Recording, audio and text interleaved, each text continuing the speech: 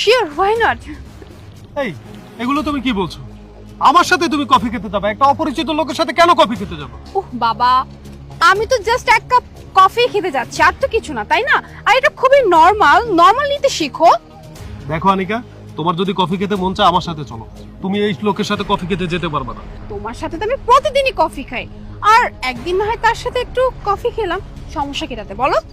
আচ্ছা যাই হোক, তুমি তাহলে এখন যাও, আর হ্যাঁ রাতে তোমার সাথে দেখা হবে, কেমন? ওকে, অ্যাজ ইউ উইশ। বাই।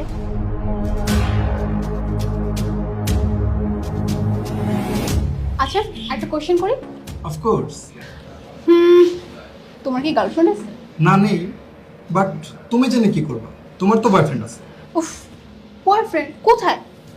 ও আচ্ছা, তার মানে তুমি ওই যে তখন যাকে আমার সাথে দেখেছিলে তাকে ভেবেছো? আরে ও তো আমার বয়ফ্রেন্ড না, ও তো আমার